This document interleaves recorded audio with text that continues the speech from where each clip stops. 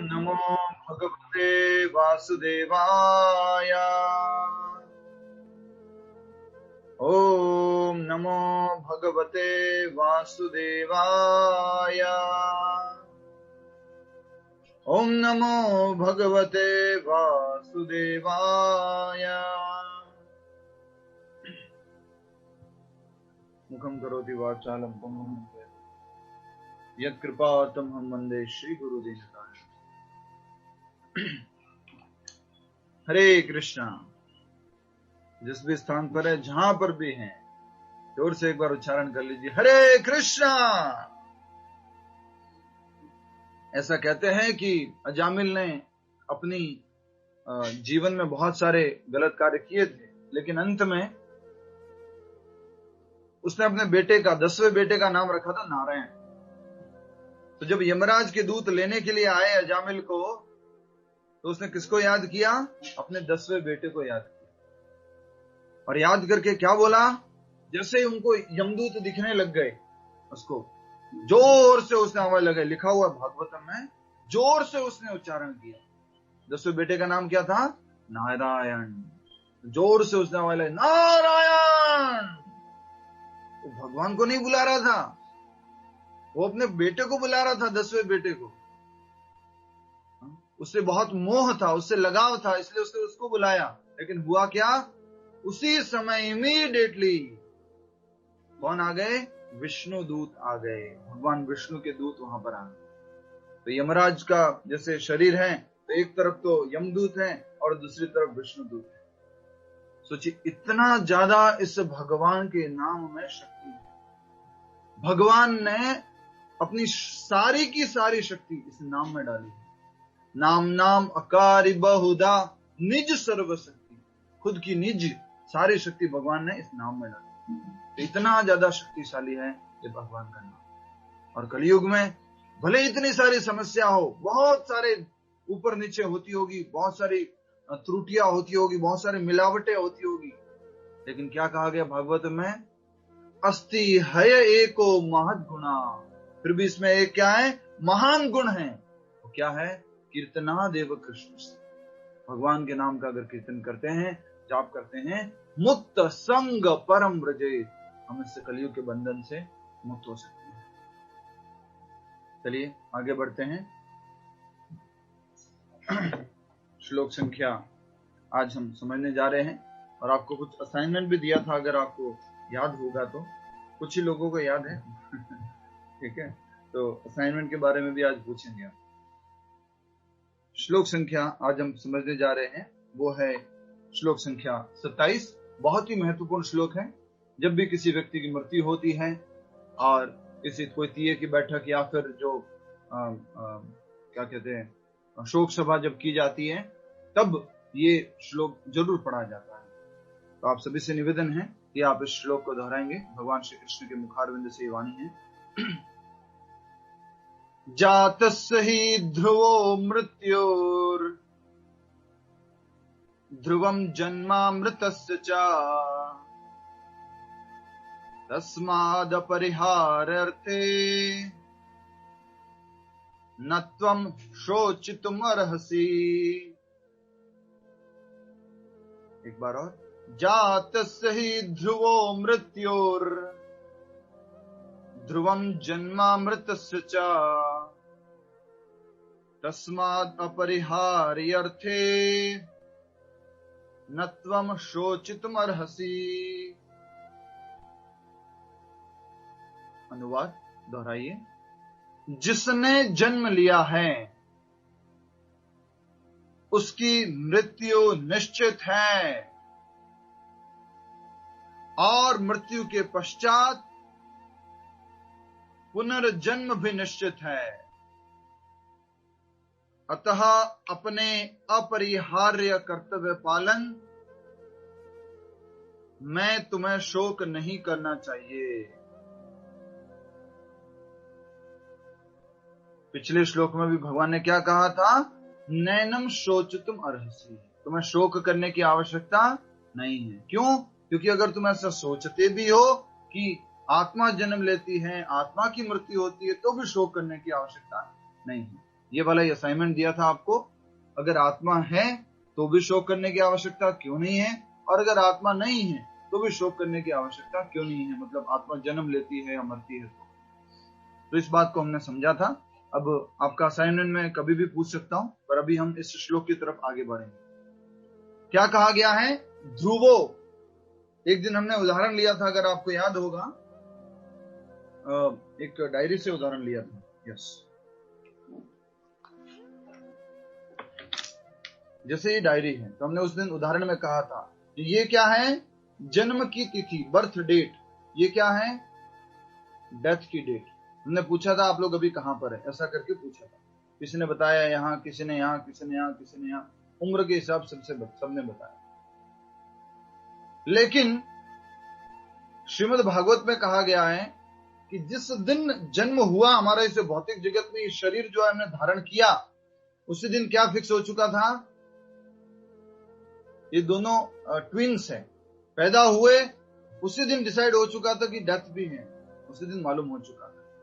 तो इसलिए क्या कहा गया इसको? ध्रुव। एक ध्रुव ये है, दूसरा ध्रुव ये है, इसके आगे कुछ नहीं है। तो ये बर्थ अगर एक ध्रुव है तो डेथ जो है दूसरा ध्रुव है।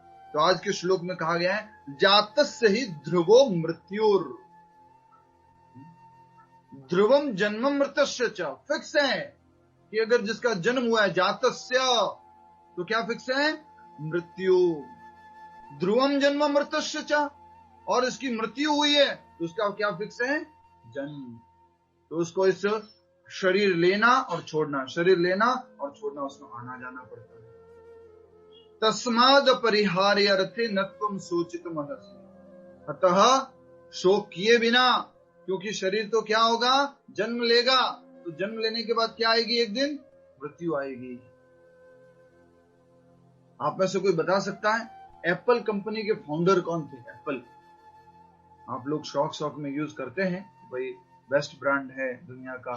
किसी को मालूम है एप्पल कंपनी के फाउंडर कौन थे? सुधीर पटेल जी को मालूम है, बताइए। Steve jobs. Steve jobs. Steve jobs अपने भाषण में कॉलेज के बच्चों को कह रहे हैं कि जब सुबह मैं प्रतिदिन उठता हूं तो एवरीडे में मिरर में देख करके बोलता हूं कि आज मेरा अंतिम दिन है। स्टीव जॉब्स बोल रहा है। ये कुछ कहीं से हम अपनी बात जोड़ नहीं रहे, स्टीव जॉब्स के वर्ड्स। वो सारे स्टूडेंट्स को बोल रहे हैं today is my last day and thinking that I work very nicely and I understand what is the purpose of life. ऐसा करके वो समझने की कोशिश करते हैं। और स्टीव जॉब्स कहते हैं कि आप प्रतिदिन अगर ऐसा बोलोगे today is the last day of my life, आज अंतिम दिन है मेरे जीवन का, ये बात एक ना एक दिन क्या होगी? सत्य होगी। यस और नो? अरे बोल। एक ना एक दिन ये बात क्या होगी? सत्य होगी। क्या सत्य होगी? कि आज मेरा अंतिम दिन है। एक ना एक दिन ये बात सत्य होगी। इसलिए आज हम एक बहुत ही सुंदर बात के साथ शुरुआत करना चाह रहे हैं। आज 2 कहानी है, अगर समय पूरा अनुमति दिए तो पूरा करेंगे अच्छे से। अब ये जो समझने जा रहे हैं ये बहुत ही महत्वपूर्ण बात, ठीक है? ध्यान दीजिएगा। आप में से कितने लोग किराए के घर में रहे हैं? भले अपना घर होगा, गांव में बड़ा घर होगा, सब कुछ होगा, लेकिन कहीं पर हमें किराए पे रहने को मिला, ठीक है? बहुत सारे लोग किराए पे रहे हैं। मैं भी कॉलेज में किराए के रूम पे रहा हूं। तो एक व्यक्ति वो किराए के घर में रह रहा था। ध्यान से सुनिएगा। जैसे वो थी ना एक पत्नी, एक व्यापारी और उसकी 4 पत्नियां, ऐसी की ऐसी कहानी है। एक व्यक्ति किराए के मकान में रह रहा था और बहुत समय से रह रहा था। उसको आसक्ति हो गई थी उस घर से, बहुत अच्छा लगने लग गया था। लेकिन घर वो कैसा था? किराए का। तो एक दिन उसका मकान मालिक आता है और मकान मालिक आकर के बोलता है मिस्टर गुप्ता जी, आपको जो है ये मकान 6 महीने के अंदर खाली करना। क्या बोल दिया मकान मालिक ने आकर के? 6 महीने में इस मकान को खाली करना है।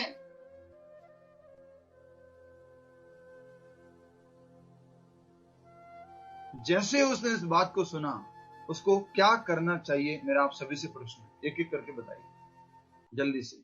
जैसे उसने इस बात को सुना, उस गुप्ता जी ने, मान लीजिए आप गुप्ता जी, आपने सुना तो उसको क्या करना चाहिए? यह सबसे पहले बता दीजिए महेश जी, महेश शर्मा जी।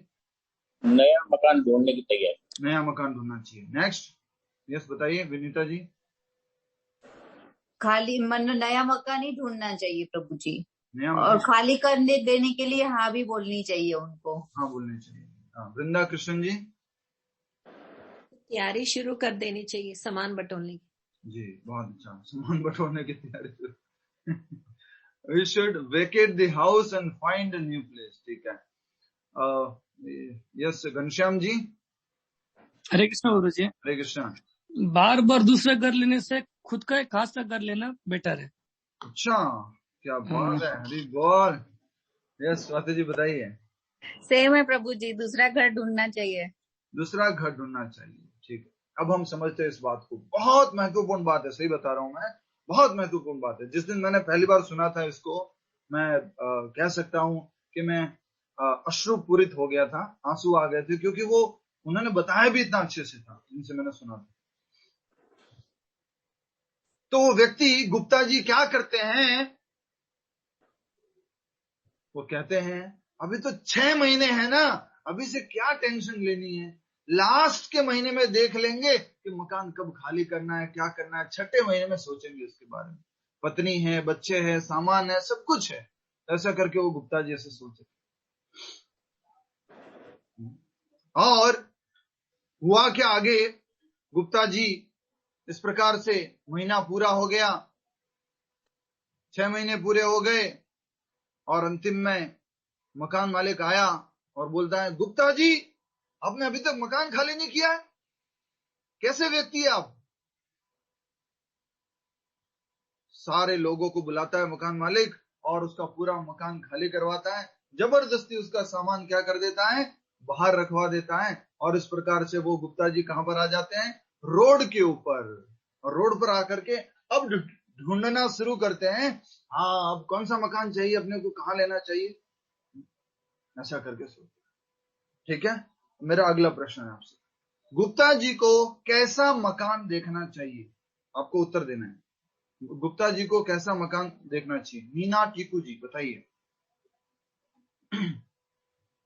जल्दी से। जिसमें उनको पहले ही बात कर लेनी चाहिए मकान मालिक से कि मुझे लंबे टाइम के लिए घर चाहिए। लंबे टाइम के लिए घर चाहिए, बहुत अच्छा। और कोई बताइए, गुप्ता जी को कैसा घर ढूंढना चाहिए?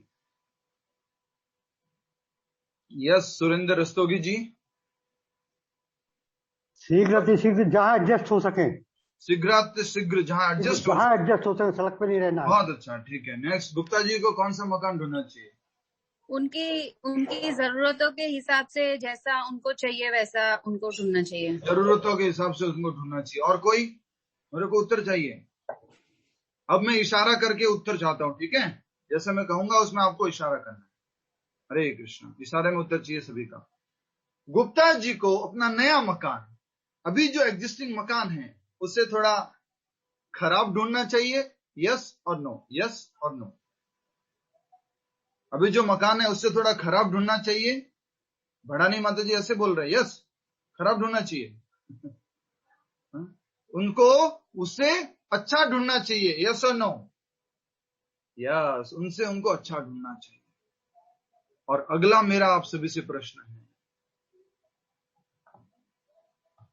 कि अगर गुप्ता जी का पॉकेट अलाउ करता है, उनके पॉकेट में पैसा है, बहुत अच्छे से कमा लिया उसने, तो क्या उनको ये बार बार किराए का मकान छोड़ना, नया मकान लेना, फिर से किराए का मकान छोड़ना, फिर नया मकान लेना, इस चक्कर से मुक्त होकर के अपना खुद का घर ढूंढना चाहिए, यस और नो? वेरी नाइस, बहुत अच्छा। यही बात समझनी है कि हम सब लोग क्या हैं, गुप्ता जी हैं। कुछ तो ऐसे गुप्ता जी हैं 6 महीने का नोटिस मिला है और सोचते हैं कि आराम से ढूंढेंगे। नंबर 1 गुप्ता जी कौन है मालूम है? जिस दिन नोटिस मिला उस दिन उसने ढूंढना चालू कर दिया। सेकंड नंबर के गुप्ता जी कौन है? जो 5वें महीने में, 6 महीने का नोटिस मिला है तो 5वें महीने में ढूंढना शुरू करते हैं। और तीसरे नंबर के गुप्ता जी कौन है? जो बाहर निकाल दिया उसके बाद ढूंढना शुरू करते हैं कि मकान कौन सा लेना है, कैसा लेना है। इस कथा में उपस्थित सभी भक्तों, हम सब लोग आत्मा वो किराए के मकान में रह रहे हैं। ये शरीर क्या है? किराए का मकान। क्या लिखा है? जन्म लिया है फिर मरना पड़ता है, मरे हैं फिर जन्म लेना पड़ता है। ये मकान चेंज करना पड़ता है, खाली करना पड़ता है। क्या आपको मालूम है हम सबको नोटिस मिल चुका था? क्या आपको मालूम है हमें नोटिस मिला था? गुप्ता जी को 6 महीने पहले नोटिस मिला था। हमने जिस दिन इस धरती पर यह शरीर धारण किया था उसी दिन नोटिस मिल गया था, माय डियर आत्मा, my dear whatever boy और girl, you are this body, you have to give up one day. ये शरीर तुम्हें एक न एक दिन छोड़ना पड़ेगा। अब सबसे बड़ी भावुकता की बात आ रही है, आप में से कितने लोगों ने उस नोटिस को सीरियसली लिया और कितने लोगों ने उसके लिए तैयारी की? यस और नो? बहुत मुश्किल है। पहली बात तो उस नोटिस को ज्यादा वैल्यू ही नहीं दिया है, उस नोटिस को समझा ही नहीं है। जन्म लेते ही मृत्यु होती है, जन्म लेते ही मृत्यु की तारीख फिक्स हो जाती है। सबको नोटिस मिल चुका था, किसी का 5 साल, किसी का 10 साल, किसी का 50 साल, किसी का 60 साल, किसी का 70 साल, सबका नोटिस आ चुका था। लेकिन हम तो क्या हैं? गुप्ता जी। मतलब लास्ट के महीने में तैयारी करेंगे, अंतिम में जब बुढ़े हो जाएंगे तब सोचेंगे, शरीर जब बुढ़ा हो जाएगा कि अब कौन से मकान में जाना है। अरे जब अगर बुढ़े हो चुके हो और उसके बाद में भी अगर सोच रहे हो मुझे परमानेंट घर चाहिए, बड़ा मुश्किल हो जाएगा। परमानेंट घर लेने के लिए क्या चाहिए? पैसा चाहिए, और पैसा वो पूरा जीवन भर कमाना पड़ता है। तो जिंदगी भर अगर हमने ये पैसा कमाया होगा, भगवान के नाम का, भगवान की भक्ति का धन कमाया होगा, नाम धन कमाया होगा, तो कभी भी हम जो है जब ये शरीर छोड़ेंगे तो तुरंत हमें क्या मिलेगा? एक ऐसा घर मिलेगा जो क्या है? परिवर्तन नहीं करना पड़ेगा, छोड़ना नहीं पड़ेगा। तो 3 तरह की गति होती है, देख लीजिए। मनुष्य हम हैं, मनुष्य जीवन में आए, अगर हमने भगवान की भक्ति की, अगर हमने कुछ भक्ति संकीर्तन वगैरह किया, तब तो हमें क्या मिल जाएगा? परमानेंट घर मिल जाएगा, मुक्ति मिल जाएगी, भगवान के धाम चले जाएंगे। लेकिन मान लीजिए कुछ अच्छे कर्म कर लिए तो आपको स्वर्ग वाला घर मिल जाएगा, अच्छी फैसिलिटी वाला घर। पहले जो घर है, एग्जिस्टिंग घर है, एग्जिस्टिंग बॉडी है, उससे अच्छी बॉडी मिल जाएगी, स्वर्ग में मिल जाएगी। उसमें मान लीजिए जैसे कह सकते हैं स्कूल पास में है, बच्चों का ऑफिस पास में है, मार्केट पास में है, ऐसा कुछ अच्छा घर मिल गया। और अगर कुछ पाप कर्म किए, गलत कर्म किए, तो क्या मिलेगा? थोड़ा नीचे लेवल का, नीचे योनियों का जन्म मिलेगा। समझ में आ रहा है कि नहीं आ रहा? ये उदाहरण बहुत इंपॉर्टेंट है। हम सबको नोटिस मिला था, दरवाजे पर आकर के जैसे मकान मालिक ने बोला कि गुप्ता जी 6 महीने बाद मकान खाली करना है, उसी प्रकार से हम सबको नोटिस मिला है। और उस नोटिस में क्या कहा गया था? एक न एक दिन ये शरीर छोड़ना पड़ेगा। धारण किया है, छोड़ना पड़ेगा। चित्रकेतु की स्टोरी याद है? चित्रकेतु और उसकी पत्नियां थी और उसका बच्चा हुआ था, शोक हर्षो भी जाए थे, याद आ रहा है ना? कुछ समय बाद उसके बेटे की मृत्यु हो गई थी, जन्म हुआ था, और वो पिता बहुत, उसके बच्चे नहीं थे, 10 लाख शादियां की थी उसने। तो वैसे ही शरीर छोड़ना पड़ता है। यही बताया जा रहा है। और हम सबको अब नोटिस क्या लेना है? सीरियस में लेना है, अच्छे से लेना है। और एटलीस्ट शुरू में नहीं लिया, एटलीस्ट अब तो ले लीजिए। अब तो अच्छे से नोटिस को समझ लीजिए और क्या करने लग जाइए? खूब पैसा कमाने लग जाइए। कौन सा पैसा? भगवान के नाम का पैसा, नाम धन इकट्ठा करने लग जाइए। खूब इकट्ठा कीजिए, खूब इकट्ठा कीजिए। क्या होगा उससे? दोबारा ये चक्र जो है कि बार बार ये जो शरीर लेना छोड़ना, शरीर लेना छोड़ना, शरीर लेना छोड़ना। किराए का मकान लेना और खाली करना इजी नहीं है, इजी नहीं है। मैं कह रहा हूं सामान सारा वहां लेके जाना, फिर खाली करना, फिर दूसरे में सामान शिफ्ट करना बहुत मुश्किल है।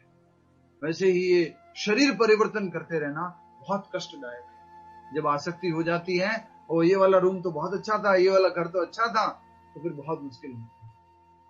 ठीक है, आइए अब हम आगे बढ़ते हैं। और आज हमें most wonderful thing of the world, या इस दुनिया में सबसे आश्चर्यजनक कार्य क्या है, इसको भी समझना है। आश्चर्यजनक बात क्या है, उसको भी समझना है।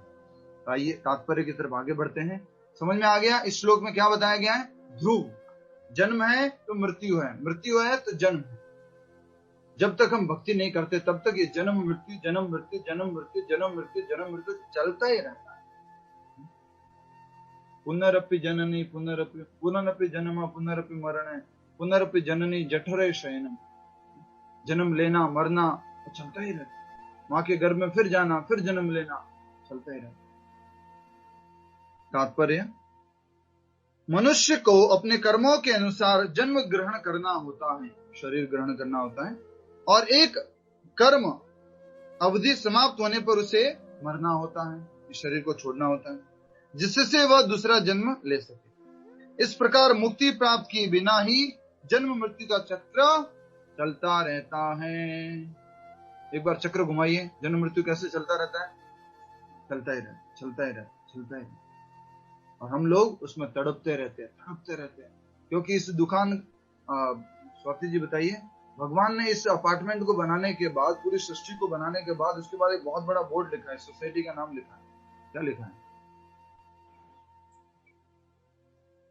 इस सोसाइटी का नाम क्या है? ब्रह्मांड रूपी सोसाइटी का नाम क्या है? भूल गए? अच्छा, अर्थ। हाँ, अर्थ। हाँ। और आपके रिलेटिव का एग्जांपल लिया था मैंने, तो आशीष जी का एग्जांपल लेके बताया था। सुरेंद्र जी बताइए। दुखालय, दुखालयम।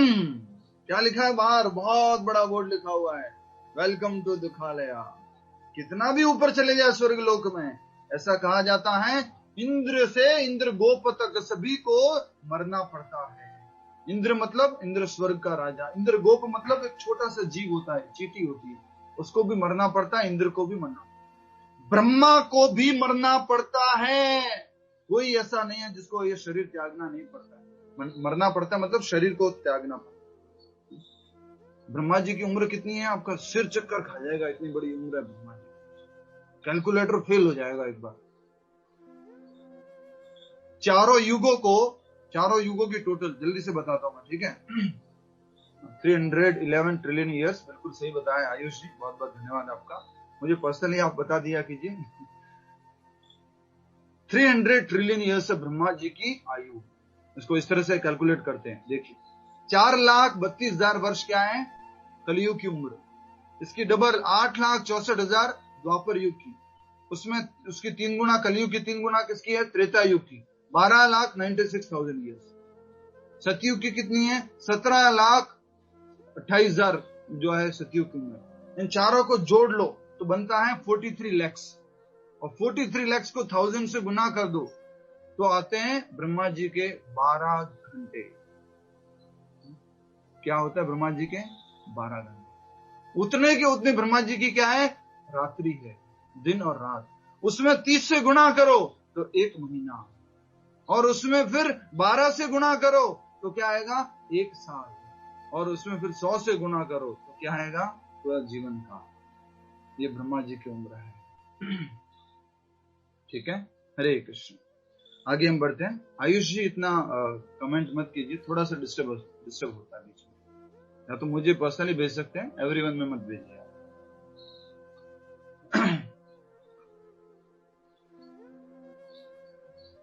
तो मैं कहना क्या चाह रहा था? कहना यह चाह रहा था कि ब्रह्मा जी की इतनी बड़ी आयु है, लेकिन एक दिन क्या होता है? नोटिस मिला हुआ, मृत्यु आनी, उनको भी शरीर छोड़ना पड़ता है। तो इस तथ्य को स्वीकार करना है, इस सत्य के साथ जीना है, डरना नहीं है कि मृत्यु आएगी, मृत्यु आएगी, मृत्यु, डरना नहीं है। Accept the truth, accept the reality. Okay, one day I have to give up this body, I have given up many dresses, मैंने बहुत सारे वस्त्रों को छोड़ दिया है, मेरे बचपन के वस्त्र, मेरे जवानी के वस्त्र सब छोड़े तो हैं, उसी तरह से ये वाला वस्त्र भी एक दिन छोड़ना पड़ेगा। बस इस सत्य को स्वीकार करना और उसके लिए आगे कार्य करना है। आगे बढ़ते हैं। जन्म मरण के इस चक्र से वृथा हत्या, वध तथा युद्ध का समर्थन नहीं होता। इसका मतलब ये नहीं है कि जन्म मृत्यु तो होता ही रहेगा, तो किसी को मार सकते हैं हम, किसी की भी मृत्यु कर सकते हैं, क्योंकि मरना तो है ही है, फिर जन्म तो लेना ही है, तब किसी को भी मार दें, ये बिल्कुल भी सपोर्ट नहीं किया गया इसके माध्यम से। युद्ध अपरिहार्य है। युद्ध क्या था? धर्म युद्ध था और उसको अवॉइड नहीं किया जा सकता था, इसलिए भगवान कह रहे युद्ध करो। नेक्स्ट, कुरुक्षेत्र का युद्ध भगवान की इच्छा से होने के कारण अपरिहार्य था। इस बात को आप अच्छे से समझ लेना, ये युद्ध भगवान की इच्छा से हो रहा था। कृष्ण चाहते थे ये युद्ध होना। ऐसा कहा जाता है कि कोई मेरे भक्तों को अगर कष्ट देता है तो भगवान कहते हैं मैं उसको कभी माफ नहीं करता। तो कौरवों ने बहुत समस्याएं की, बहुत प्रॉब्लम दी। विपदः संतु तासस्व तत्र तत्र जगत गुरो, बहुत कष्ट दिए उन्होंने। भगवान ने क्या डिसाइड किया? मैं सबको एक जगह इकट्ठा करके सबको एक जगह मार दूंगा। भगवान किसके लिए आते हैं? परित्राणाय साधुनाम विनाशाय च दुष्कृताम, दुष्कृत लोगों को मारने के लिए और साधु लोगों को बचाने के लिए। नेक्स्ट, कुरुक्षेत्र का युद्ध भगवान की इच्छा से होने के कारण अपरिहार्य था। अपरिहार्य से मतलब है होना ही था, और सत्य के लिए युद्ध करना क्षत्रिय का धर्म है। अतः अपने कर्तव्य का पालन करते हुए वह स्वजनों की मृत्यु से भयभीत या शोकाकुल क्यों था? आपको याद है इनको क्या कहा गया था? आतताई कहा गया था। 6 तरह के आतताई थे पहले अध्याय में, याद है? 6 kind of aggressors. One who attacks with deadly weapons, जो जहर देता है, किसी की पत्नी को अपहरण कर लेता है, किसी का राज्य हड़प लेता है, किसी के राज्य में आग लगा लेता है। ये 6 तरह के अग्रेसर पड़े थे पहले अध्याय में। तो कौरवों ने क्या किया था? 6 के 6 काम कर लिए थे। तो भगवान कह रहे हैं इनको तो मारना जरूरी था। यह विधि कानून को भंग नहीं करना चाहता था, यह विधि कानून को भंग नहीं करना चाहता था, क्योंकि ऐसा करने पर उसे पाप कर्मों के फल भोगने पड़ेंगे, जिनसे वह अत्यंत भयभीत था। अपने कर्तव्य का पालन करते हुए वह स्वजनों की मृत्यु को रोक नहीं सकता था। यदि वह अनुचित कर्तव्य पथ का चुनाव करें तो उसे नीचे गिरना होगा। उसका कर्तव्य क्या था? क्षत्रिय के रूप में, और खास करके अग्रेसर्स को मारने के लिए उनको लड़ाई करना। कुछ लोग इशारा कर रहे हैं, आप सभी लोग इशारा कीजिए। क्षत्रिय को क्या करना था? लड़ाई करना। ये क्षत्रिय का धर्म था। बहुत अच्छा। और सबसे बड़ी बात इसमें ये कही जा रही है कि अगर अर्जुन इस बात से मुकर जाता कि मुझे तो लड़ाई नहीं करनी है, मैं तो भीख मांग के खा लूंगा, जैसा वो कह रहा था, तो क्या होगा? उसे नीचे गिरना होगा, डिग्रेड होना होगा, नीचे की योनियों में जाना होगा। ठीक है, आइए श्लोक संख्या 28 की तरफ आगे बढ़ते हैं। श्लोक संख्या 28। मैं आशा करता हूं ये वाला श्लोक आपको समझ में आया है। जन्म हुआ है तो मृत्यु तो फिक्स है। ठीक है, और इस श्लोक को आप कभी भी किसी की मृत्यु होती है, कुछ होता है, तो उसमें आप बोल भी सकते हैं, बता भी सकते हैं कि ऐसा कोई नहीं है कि जो हमेशा जिंदा रहे, कभी मरे नहीं। ऐसा एकमात्र है वो क्या है? आत्मा है। आत्मा तो वैसे भी कभी मरती नहीं है। श्लोक संख्या 28। और आज हमें समझना है दुनिया के सबसे आश्चर्य की बात क्या है। श्लोक 28 दोहराएंगे। अव्यक्तादीनि भूतानि व्यक्त मध्यानि भारत अव्यक्त निधनान्येनैव तत्र का परिदेवना। एक बार और। अव्यक्तादीनि भूतानि व्यक्त मध्यानि भारत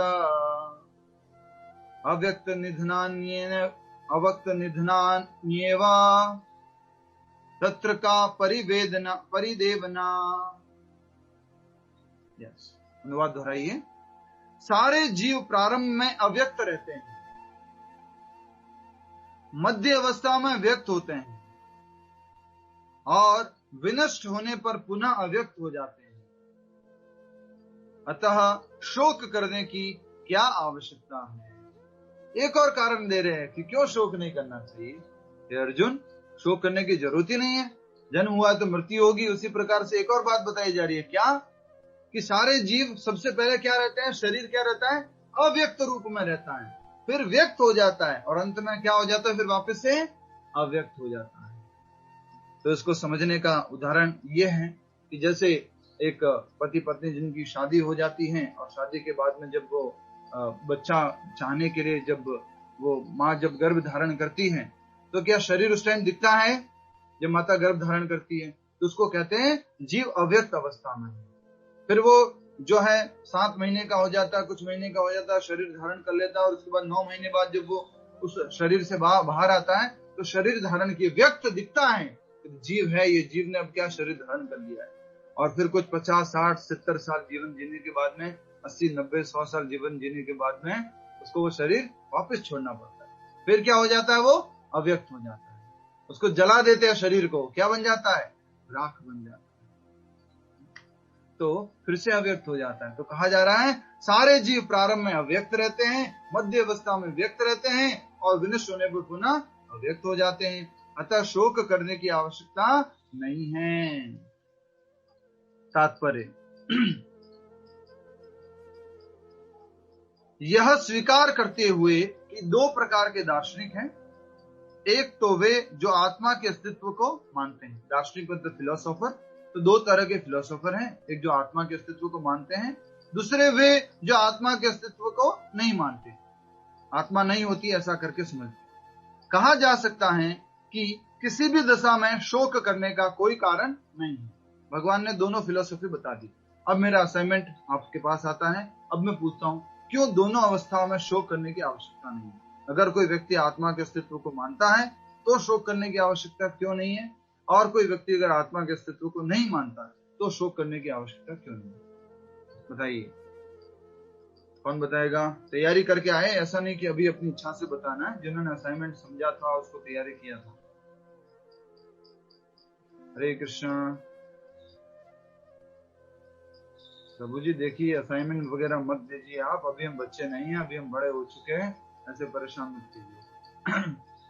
अच्छा बताइए, स्वाति जी बताइए, उसके बाद में वृंदा कृष्ण जी बताइए। हरे कृष्ण प्रभु जी।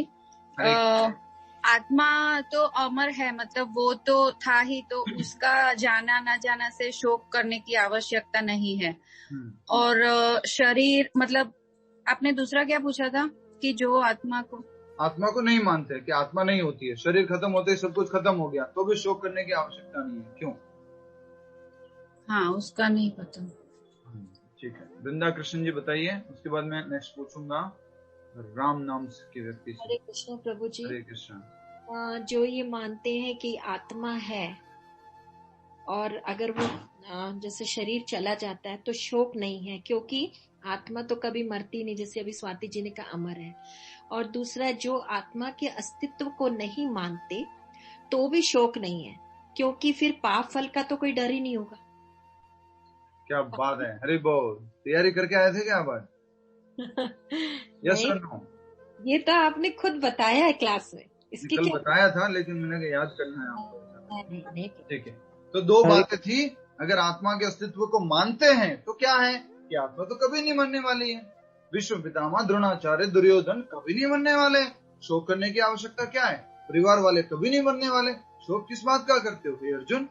अच्छा ठीक है, तुम अगर मान लीजिए नास्तिक हो, 1 नंबर के नास्तिक हो, और ये सोचते हो कि बस ऋणम कृत्वा घी पीबेत, मतलब कि 4 दिन की जिंदगी है, 10 दिन की जिंदगी है, 50 दिन की जिंदगी है, मौज कर लो, उसके बाद कुछ नहीं है।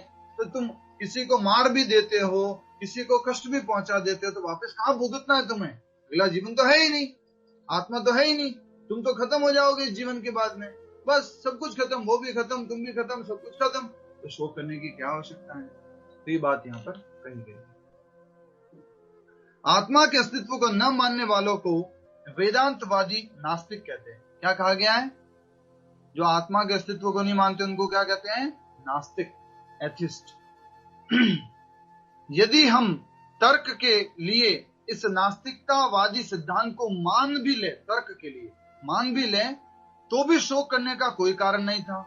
आत्मा के पृथक अस्तित्व से भिन्न सारे भौतिक तत्व सृष्टि के पूर्व अदृश्य रहते हैं। इस अदृश्य रहने की सूक्ष्म अवस्था से ही दृश्य अवस्था आती है। जिस प्रकार आकाश से वायु उत्पन्न होती है, वायु से अग्नि, अग्नि से जल और जल से पृथ्वी उत्पन्न होती है। थोड़ा सा माइंड बॉगलिंग है ये जो बताया जा रहा है, लेकिन बहुत बड़ा फैक्ट है जिसको हमें समझना है सरल भाषा में। पंच महाभूत होते हैं। कौन कौन से होते हैं? अर्थ, वाटर, फायर, एयर, ईथर। ठीक है, ये 5 होते हैं। वास्तव में आप कोई भी काम करते हैं, उत्तर दीजिए जल्दी से। भानु जी आपको उत्तर देना है, ठीक है? कोई भी कार्य करते हैं, पहले कार्य करते हैं, पहले सोचते हैं? उत्तर दीजिए। नमस्कार प्रभु जी, हरे कृष्णा। पहले सोचते हैं फिर काम करते हैं। पक्का? हाँ, गारंटीड? मैक्सिमम ऐसे ही करते हैं। अच्छा सारे लोग ऐसे ही करते हैं, पहले सोचते हैं फिर कार्य करते हैं। जैसे अर्जुन के केस में देखो क्या हो गया था, पहले तो वो शोक से अभिभूत हो गया था, दया से अभिभूत हो गया था, उसके बाद में उसके शरीर में सिम्टम आना शुरू हुए थे। हाथ कांपने लगे थे, मुंह सूखने लग गया था, बाल जो है रोंगटे खड़े हो गए थे, उसका गांडीव धनुष उसके हाथ से छूट रहा था। पहले मन में विचार आता है, फिर शरीर के अंदर परिवर्तन आता है। तो उसी प्रकार से यहाँ पर बताया जा रहा है, बहुत ही महत्वपूर्ण बात वो ये है कि पहले सूक्ष्म होता है फिर स्थूल होता है। पहले क्या होता है? सूक्ष्म होता है फिर स्थूल होता है। तो कहा गया है सबसे पहले क्या था? आकाश, और आकाश से क्या उत्पन्न हुई? वायु, वायु से अग्नि, अग्नि से जल, जल से पृथ्वी। इस प्रकार से उत्पत्ति होती है। तो पहले क्या दिखता है? अव्यक्त। आकाश क्या है? व्यक्त है कि अव्यक्त है? आकाश अव्यक्त है। फिर उससे क्या आता है? व्यक्त आता है, और फिर वापस क्या बन जाता है? अव्यक्त बन जाता है, जब सब कुछ खत्म हो जाता है। यही बताया गया यहाँ पर। ये डिटेल में आगे और स्टडीज आएगी जिसको हम समझेंगे। प्रश्न उत्तर में किसी का रहेगा तो मैं उत्तर दे दूंगा। हाँ, जिस प्रकार आकाश से वायु उत्पन्न होती है, वायु से अग्नि, अग्नि से जल और जल से पृथ्वी उत्पन्न होती है, पृथ्वी से अनेक प्रकार के पदार्थ प्रकट होते हैं। यथा एक विशाल गगन चुंबी महल पृथ्वी से ही प्रकट होते हैं। जब इसे ध्वस्त कर दिया जाता है तो वह अदृश्य हो जाता है। आप सब लोग बड़े बड़े अपार्टमेंट में रहते हैं ना, राइट? पहले वो अपार्टमेंट था क्या? आज जब से बना था उससे पहले कभी था वो एग्जिस्टेंस में? दृश्य था, दिखता था हमें? नहीं, वो कोई मिट्टी था, कोई वो ईंट थे, कोई सीमेंट था, उन सबको इकट्ठा करके वो अपार्टमेंट बना दिया।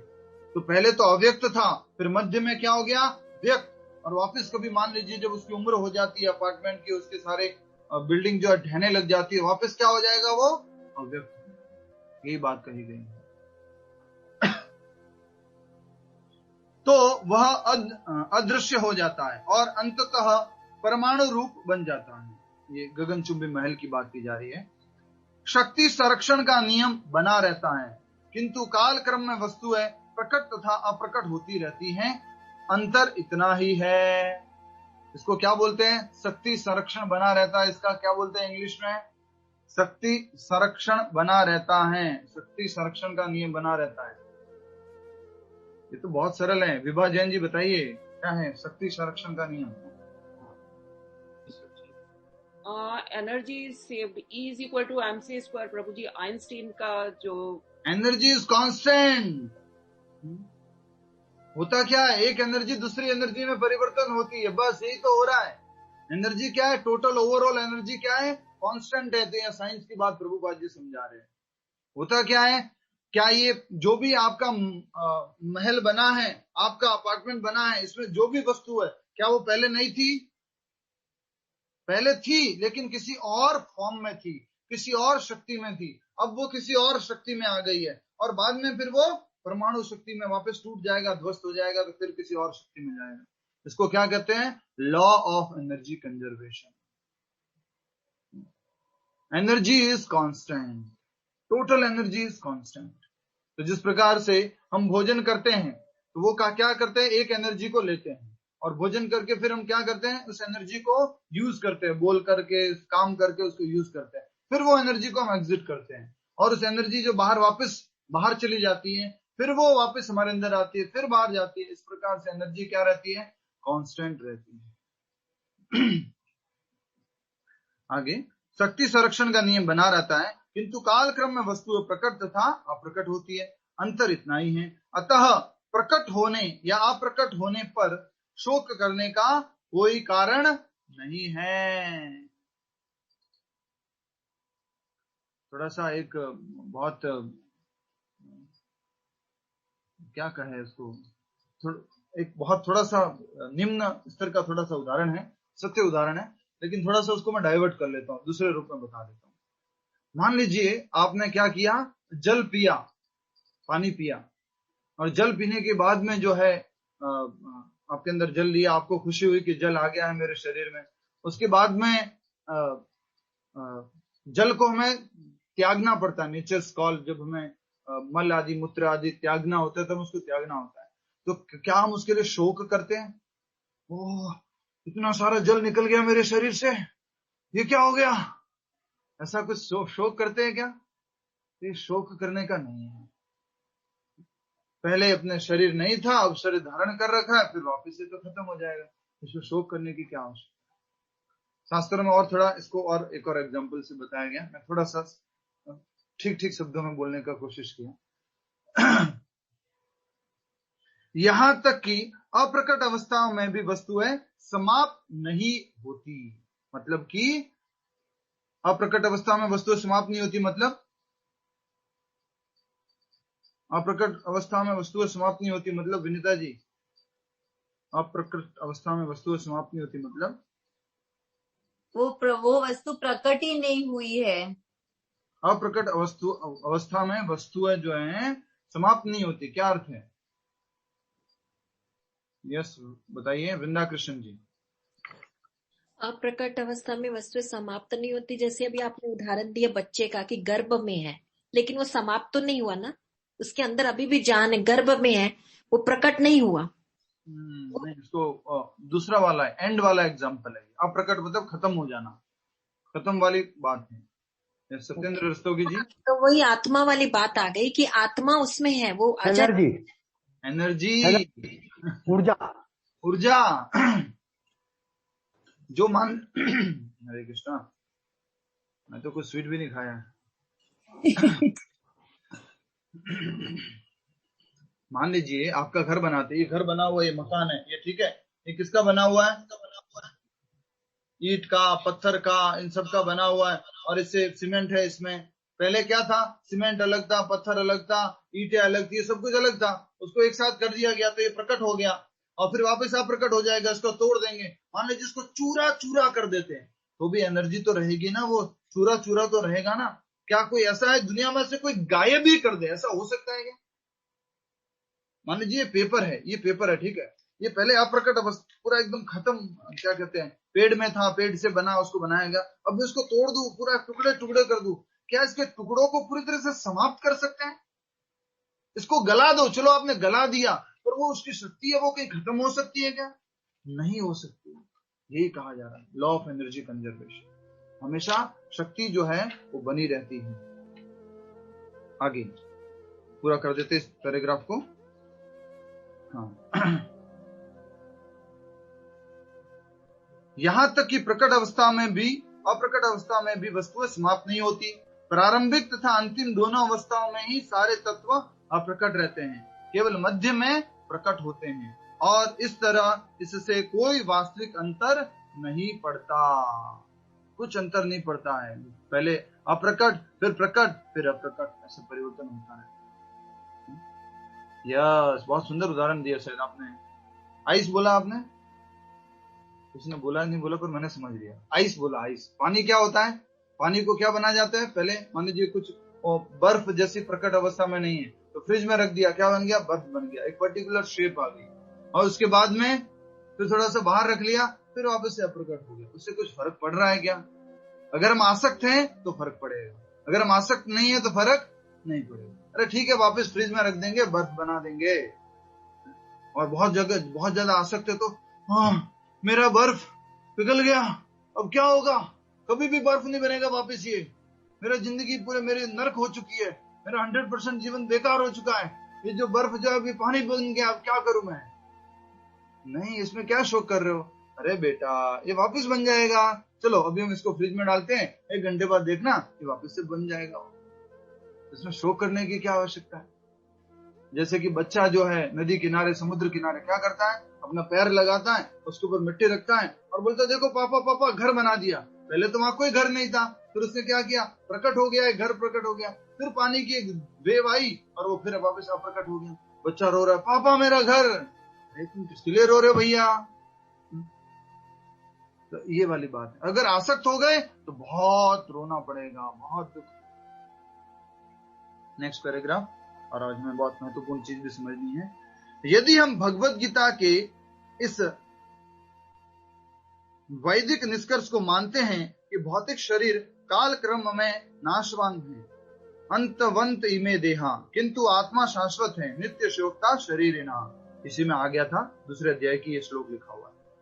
तो हमें यह सदा स्मरण रखना होगा कि यह शरीर परिधान के समान है, अतः वस्त्र परिवर्तन होने पर शोक क्यों। समझ में आ रहा है ना। आई थिंक सूरत में, अहमदाबाद में किसी मैंने रोड पे देखा था, परिधान वस्त्रालय या परिधान साड़ी भंडार। तो परिधान मतलब क्या होता है, ऊपर का वस्त्र जो है वो होता है। तो इसलिए कहा गया है कि शरीर परिवर्तन के लिए जिस प्रकार से वस्त्र परिवर्तन होता है, तो शरीर भी उसी तरह से परिवर्तन होना है, उसके लिए शोक करने की आवश्यकता नहीं है। शाश्वत आत्मा की तुलना में भौतिक शरीर का कोई यथार्थ अस्तित्व नहीं होता।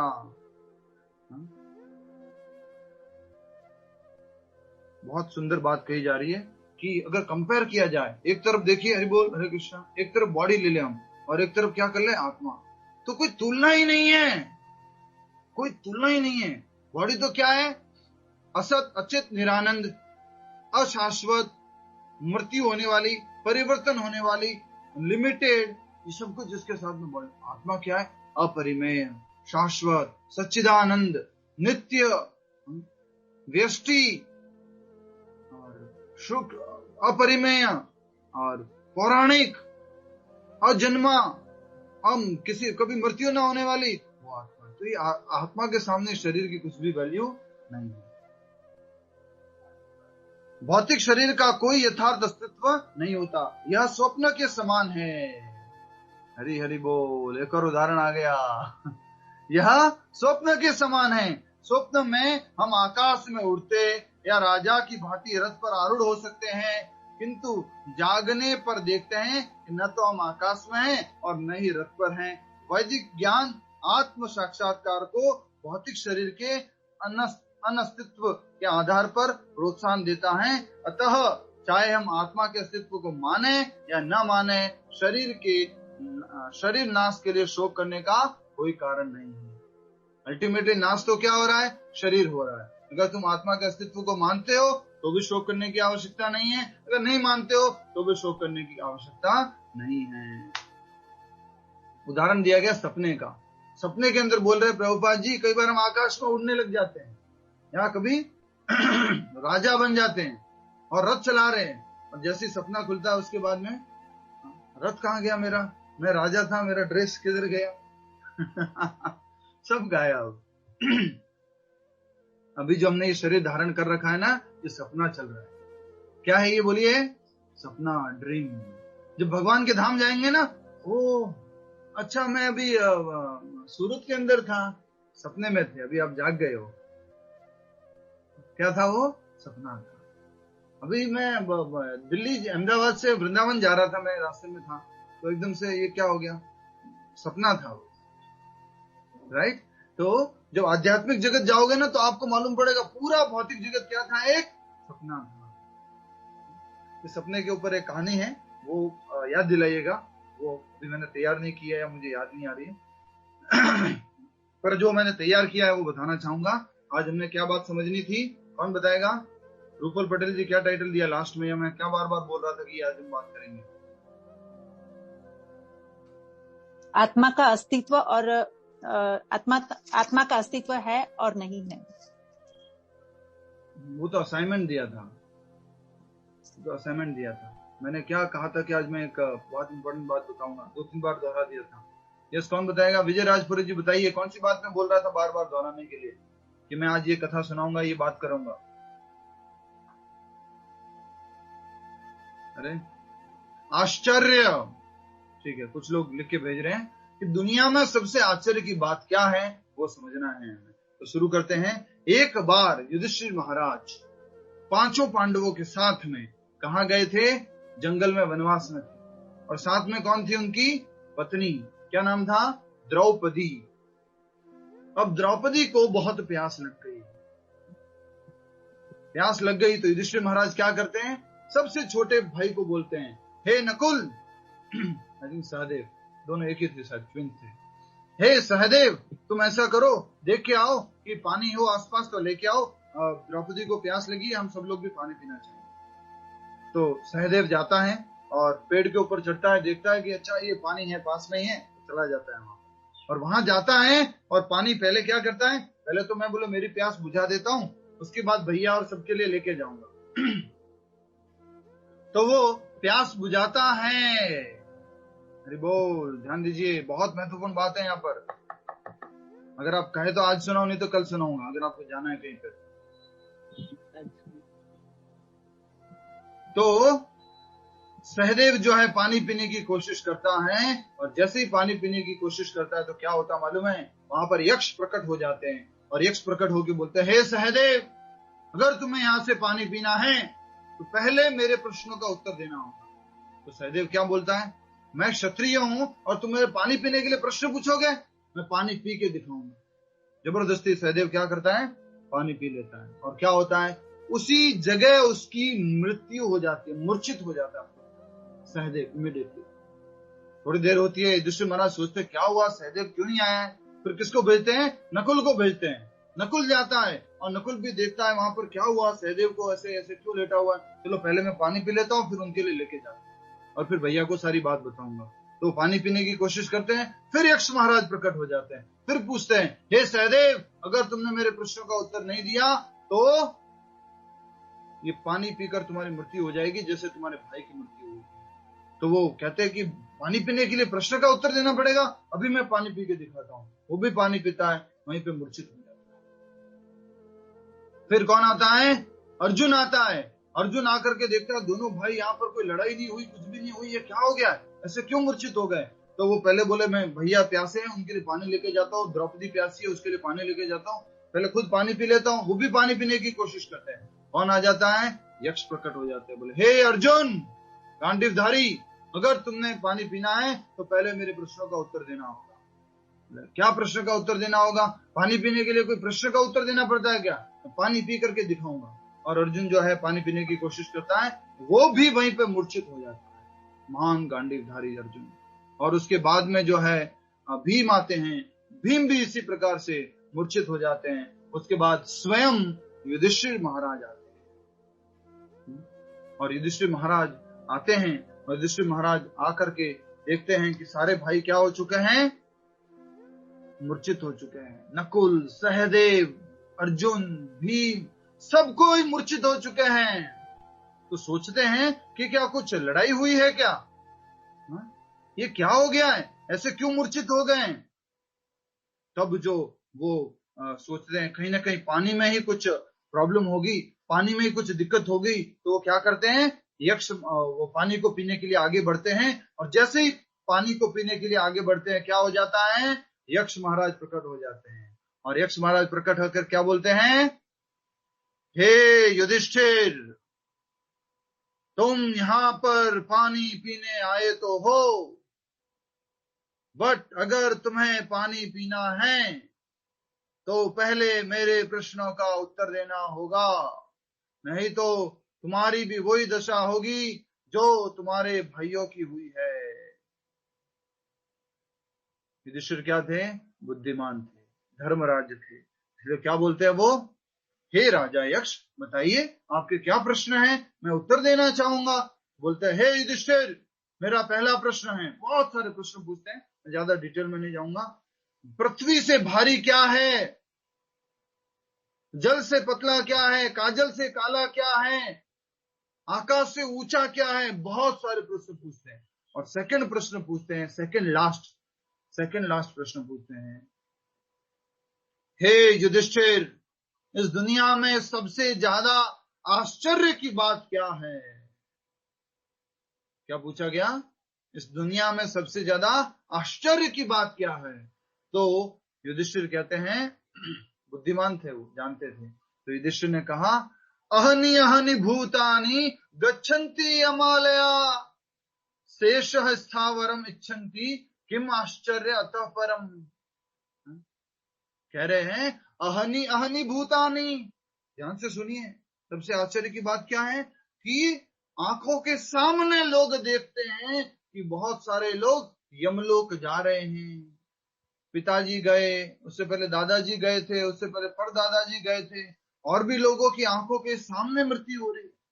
अहनि अहनि भूतानि गच्छन्ति यमालया, यमलोक जा रहे हैं सब एक एक करके, दिख रहा है, आंखों से दिख रहा है, देख रहे हैं कि ये भी गया, वो भी गया, वो भी जा रहा है, ये भी हो रहा है।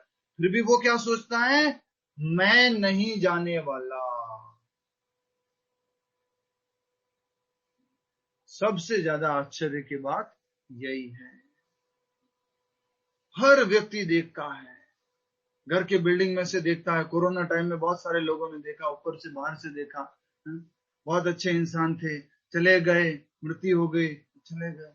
पर कभी नहीं सोचते हैं कि एक दिन हमारी भी ऐसी बॉडी को लेके जा रहे होंगे और ऊपर से कोई बोल रहा होगा, अच्छा था, अच्छी थी, चली गई। आश्चर्य। अर्जुन युधिष्ठिर बोलते हैं, ये सबसे बड़ा आश्चर्य। अहनि अहनि भूतानि गच्छन्ति हिमालया, यमलोक जा रहे हैं बहुत सारे जीव, भूता मतलब जीव जा रहे हैं। लेकिन व्यक्ति क्या सोचता है, मेरी मृत्यु नहीं होने वाली है, मैं तो यहाँ परमानेंट हूं, ऐसा सोचता है। तो ये जो है, जैसे उत्तर दिया यक्ष महाराज को, तो यक्ष महाराज ने बोला, बिल्कुल सही उत्तर है। अब तुम बताओ, तुम किससे जिंदा देखना चाहते हो। सबसे पहले तुम्हारे 4 भाई हैं, तो उसमें से किसको देखना चाहते हो। तो बोलता है, मैं तो चाहता हूं नकुल जिंदा हो जाए। तो नकुल को वो जिंदा करते हैं। और फिर बोलते, तुमने नकुल को क्यों चूज किया, माद्री के पुत्र को, तुम तो कुंती के पुत्र को चूज कर सकते थे ना। बोले, नहीं, मैं कुंती का पुत्र तो मैं जिंदा हूं, मैं चाहता हूं कि माद्री का पुत्र भी जिंदा हो जाता। इस बात से प्रसन्न होकर फिर यक्ष महाराज भीम को भी जिंदा कर देते हैं। इस प्रकार से फिर और उनके प्रश्नों को उत्तर देते हैं, सबको जिंदा कर देते हैं। तो सबसे बड़े आश्चर्य की बात क्या थी, कौन बताएगा सबसे बड़े आश्चर्य की बात क्या है। प्रीति काकड़िया जी उत्तर दीजिए, सबसे ज्यादा आश्चर्य की बात क्या है। माइक अनम्यूट करके बोलिए। हरे कृष्ण प्रभु जी। हरे कृष्ण। मानव शरीर कोई मतलब मृत्यु के लिए तैयार नहीं होता है। सबको मालूम है अपनी मृत्यु निश्चित है, फिर भी वो कोई एक्सेप्ट नहीं कर पा रहा है। मृत्यु निश्चित है, उसको इस तरह से कहेंगे कि उसकी आंखों के सामने, उसके जीवन में उसने बहुत सारी मृत्यु देखी होती है, बहुत सारे लोग शरीर छोड़ के जाते हैं, लेकिन फिर भी वो क्या सोचता है, मेरी मृत्यु नहीं हुए। मेरी मृत्यु ये फैक्ट है, मैं सही बता रहा हूँ। इवन दो हम इतने समय से ये गीता सुन रहे, भक्ति का अभ्यास कर रहे हैं ना, फिर भी रियलाइजेशन नहीं आता है। ये बहुत मुश्किल है। We are not this body, we are not this body, ये सबसे बड़ा आश्चर्य है, युधिष्ठिर महाराज ने बताया था। और हम क्या देख रहे हैं भगवत गीता में, जातस्य ही ध्रुवो मृत्यु, इसका जन्म हुआ उसकी मृत्यु तो हो रही है। तुम भले सोच लो कि मेरी मृत्यु नहीं होने वाली, पर तुम्हारी मृत्यु, मेरी मतलब शरीर की मृत्यु होनी ही होनी है। ठीक है, जातस्य ही ध्रुवो मृत्यु, ये ध्रुव है। ये इधर अगर कुछ किया है तो इधर होना ही होना है, इधर कुछ किया है तो इधर होना ही होना है, ध्रुव है। तो तुम अगर ये सोच रहे हो कि बहुत सारे लोगों की मृत्यु हुई है, मेरी मृत्यु नहीं हुई, तो ये कभी नहीं होने वाला। आइए अब हम भगवान के परम पवित्र नाम जप का उच्चारण करते हैं और अपने बैंक बैलेंस को बढ़ाते हैं। और आप सभी के लिए आज ही अनाउंसमेंट है, आने वाली निर्जला एकादशी के दिन आप अपना बैंक बैलेंस अनलिमिटेड बढ़ा सकते हैं। पूरा दिन जाप कार्यक्रम रहेगा, ऐसा हम प्रयास करेंगे, अधिक से अधिक आप जाप कर पाएंगे आने वाले निर्जला एकादशी के दिन। और आपको जो है इतना ज्यादा बैंक बैलेंस बढ़ा देना है कि किराए का मकान नहीं लेना पड़े। ये क्या झंझट है बार बार किराए का मकान लेना। छोड़ो ना यार, अच्छा है कि बुरा है कैसा है छोड़ो, ये एक परमानेंट अपना खुद का रजिस्ट्री करा के अपना घर रखेंगे। वो क्या है? आध्यात्मिक जीवन। शुरू करते हैं। नमो ओम विष्णुपादाय कृष्ण पृष्ठाय भूतल। माइक अनम्यूट करके बोलिए, एक एक करके प्रैक्टिकल पॉइंट जो आज से क्लास है। ज्ञान नहीं बोलना, प्रैक्टिकल पॉइंट इसको हमें जीवन में उतारना है। यस बोलिए, एक एक करके बोल सकते हैं। यस आज का सबसे बड़ा प्रैक्टिकल पॉइंट ये है कि जिस दिन हमारा जन्म है उस दिन हमारी मृत्यु निश्चित है, इसलिए हमको प्रतिदिन अपना मृत्यु का दिन मान लेना चाहिए और उसी अनुसार कार्य करने चाहिए। बहुत अच्छा, वेरी नाइस। तो सबसे बड़ा प्रैक्टिकल पॉइंट है, जब ये हमने शरीर धारण किया था उसी दिन हमें ये ज्ञात हो गया था कि शरीर की क्या होगी, मृत्यु होगी, ये समाप्त होगा एक दिन।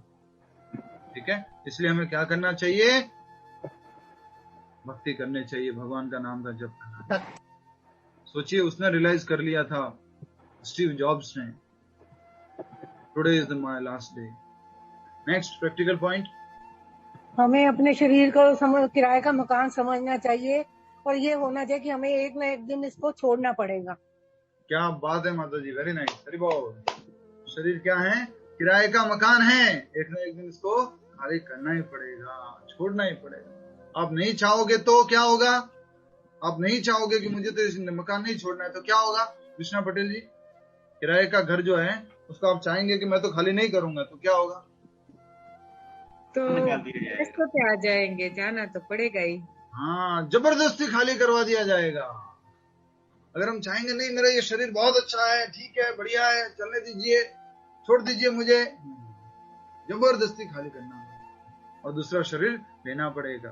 Next practical point. Hare Krishna Prabhu ji. Hare Krishna Prabhu ji. जी प्रभु जी, हमें ये ध्यान रखना चाहिए कि हमें परमानेंट अपना घर लेने के लिए या परमानेंट जगह जाने के लिए जो धन इकट्ठा करना है हरि नाम जप का, उसके लिए सतत प्रयासरत रहना चाहिए। हमेशा प्रतिदिन इस धन को इकट्ठा करना, उसके लिए कुछ ज्यादा मेहनत नहीं करनी है।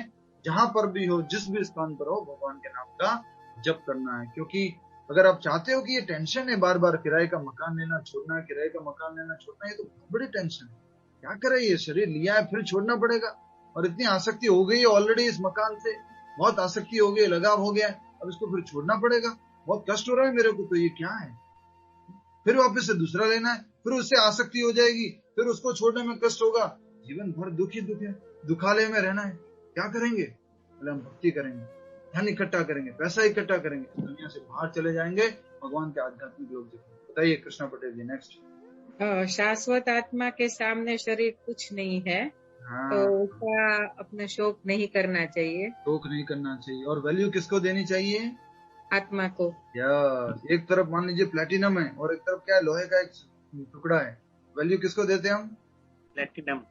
या तो वैसे ही हमें जो वैल्यू किसको देनी है? आत्मा को देनी है। शरीर तो क्या होगा, इसको जला देंगे तो राख बन जाएगा, इसको दफना दिया, अंदर गाड़ दिया तो क्या बन जाएगा? मिट्टी बन जाएगा, और इसको ऐसे ही छोड़ दिया तो क्या बन जाएगा? ये मल बन जाएगा। कोई जानवर आके खाएंगे इस शरीर को और उनका ये मल बन जाएगा। तो हम मल नहीं है, हम राख नहीं है, हम मिट्टी नहीं है, हम आत्मा है। इसका कोई मोल नहीं है। शरीर का तो मोल हमने कर दिया था केमिकल में, 257 रुपए।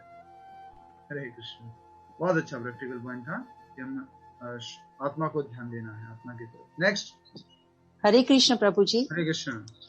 हमें हमेशा याद रखना है कि हम ये शरीर वस्त्र के समान है, हमेशा याद रखना है। बहुत अच्छा प्रैक्टिकल पॉइंट है। याद नहीं रहता, जैसे स्टीव जॉब्स याद रखता था, वैसे हमें भी याद रखना चाहिए। ये शरीर क्या है? वस्त्र के समान है, छूट जाएगा, छोड़ना पड़ेगा, फट जाएगा पूरी तरह से, सिलवा लेना, इलाज करवा लेना, लेकिन फिर भी छोड़ना पड़ेगा। ठीक है, नेक्स्ट। हरे कृष्णा प्रभु जी। हरे कृष्णा प्रभु जी, ये बात हमारे निरंतर मन में रहनी चाहिए, विचार में रहनी चाहिए सदैव कि हमें अपने परमानेंट मकान में ही जाना है, किराए के मकान में नहीं रहना है। यस, तो एक तो हो गई नेगेटिव बात और एक हो गई पॉजिटिव बात। नेगेटिव बात क्या हो गई कि शरीर तो छोड़ना ही पड़ेगा हमने, ये तो किराए का मकान है, हमें याद रखना है कि वस्त्र तो बदलना ही पड़ेंगे। अब दूसरी पॉजिटिव बात क्या याद रखनी है, परमानेंट हमें घर जाना है, हमारे भगवान के अपने गोलोक वृंदावन धाम जाना है। जिस पिता को हम छोड़ करके आके चांदनी चौक में जो घूम रहे हैं ना, भूल गए ना पिता को, वापस वहां जाना है। न्यूज़पेपर भेजा है भगवान ने, बेटे तो तू मेरा बेटा है, इसको पढ़, इसमें लिखा है। तो फिर भी समझ में नहीं आ रहा है। प्रभुपाद जी बता रहे हैं कि देखो तुम भगवान के बेटे हो, ये शरीर तुम नहीं हो, आत्मा हो, भगवान के धाम चले जाओ। बहुत अच्छा, पॉजिटिव रूप में हमें याद रखना है कि हमें ये भौतिक जगत परमानेंट नहीं है, इसलिए हमें आध्यात्मिक जगत जाना है, परमानेंट जगत जाना है, अपने रियल वास्तविक घर को लेना है। नेक्स्ट। हरे कृष्णा जी प्रभु जी। हरे कृष्णा। भौतिक जगत एक सपना है, हमें ये सोचकर ही इस जगत में रहना चाहिए। मुझे बड़ी खुशी हो रही है कि आज सबने एक एक पॉइंट नोट किया है, बड़ा अच्छा लग रहा है। भौतिक जगत क्या है, एक सपना है। सपना क्या हो जाता है माता जी? सपना टूट जाता है, सपना सच हो जाता है, राइट? सच नहीं होता, टूट जाता है हमारा, इसीलिए हमने सपना टुकड़े टुकड़े हो जाते हैं, सपना टूट जाता है, टुकड़े टुकड़े हो जाता है। अच्छा, इस पे भी मुझे एक स्टोरी बतानी है ना, मैंने बोला हुआ है तो याद करवाइएगा। सपने वाले को मुझे बहुत अच्छी स्टोरी याद है। यस, याद आ गया मुझे। कल सबसे पहले शुरुआत इसी से करेंगे, याद दिलवा दीजिएगा सपना, ठीक है? आप में से जिनका नाम सपना है वो याद दिलवा दीजिएगा। हरे कृष्ण। नेक्स्ट प्रैक्टिकल पॉइंट, एक और दो और बहुत अच्छे प्रैक्टिकल पॉइंट है आज में। हरे कृष्णा प्रभु। हरे कृष्णा। मधु जी, फिर बाद में शिव अरोड़ा बोलिए। मधु जी बोलिए, माइक अनम्यूट करके।